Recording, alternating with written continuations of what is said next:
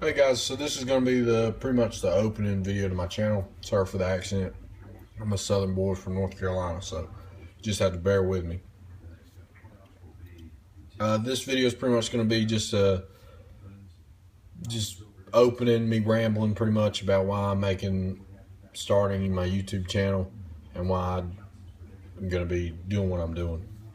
Just to start off, pretty much at work, I always carry knives, and I always people always ask me because they know I'm the knife guy. And they always ask me about my knives and ask me questions about other knives and ask me what they should get versus something else. And, I always end up referring them to YouTube because I find that is a great place for extensive knowledge and other people's perspective on knives. And just that's where I started out when I was looking to get into knives. And before I made a purchase, I always went to YouTube, and I always liked watching you guys talk about your purchase and between the unboxing videos and just talking about, after you've had the knife for a while and how it's some pros and cons of that knife. And that always helped me when I was trying to make a purchase. So that's exactly what I did to my coworkers.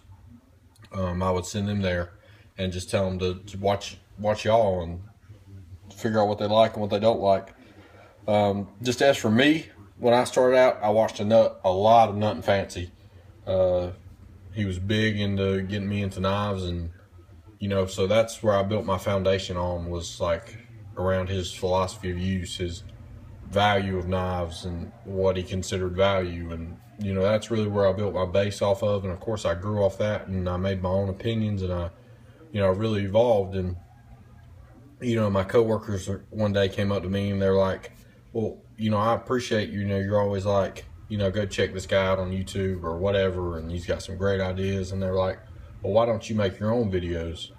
So pretty much here I am. I figured I'd give it a shot because YouTube was a great source for me when I was coming up in the knives a few years ago, and I'd really like to give back. So that's why I'm doing these videos. If you follow me on Instagram, all the knives you see that I have on Instagram, I may not show in my videos.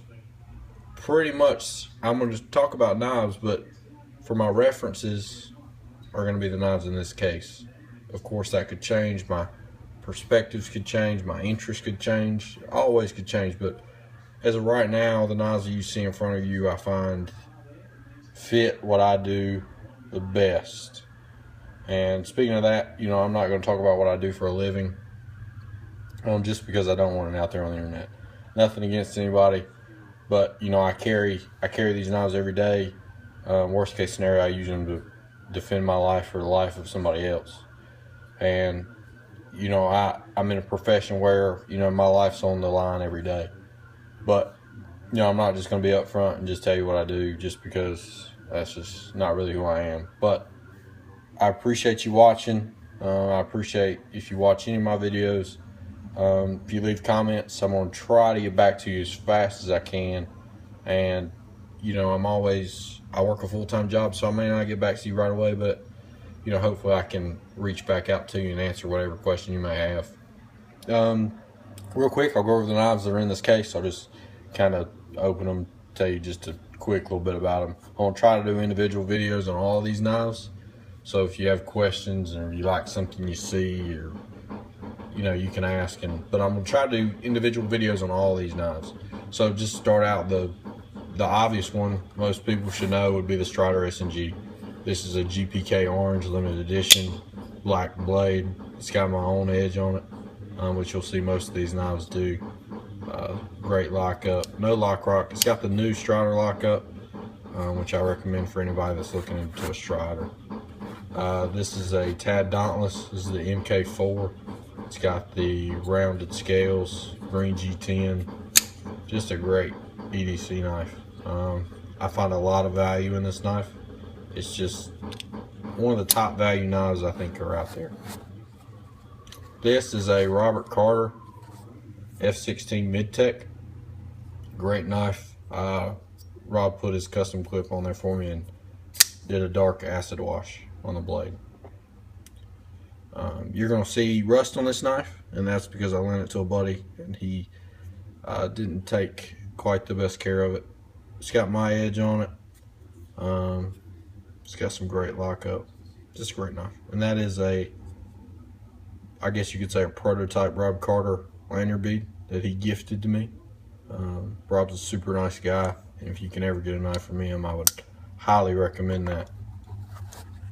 Next is probably another well-known knife.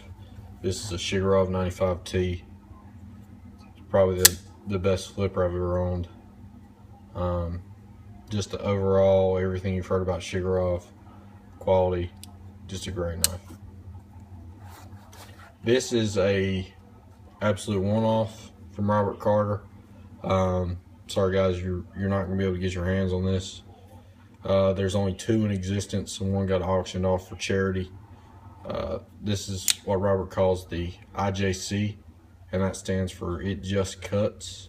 Just a great knife. I'm really stoked about doing a video on this knife, just because I was thrilled to get the opportunity to own this. This is absolutely my favorite knife in my collection, and you're saying, well, how can you carry a one-off that's, you know, absolutely your favorite? Well, that's exactly why I carry it. Just because it's special and just because it's very rare doesn't mean you shouldn't carry and enjoy it. I mean, you can obviously see the scratches and wear on this knife. It's just phenomenal for everyday use, and I enjoy carrying it. It's got my edge on it.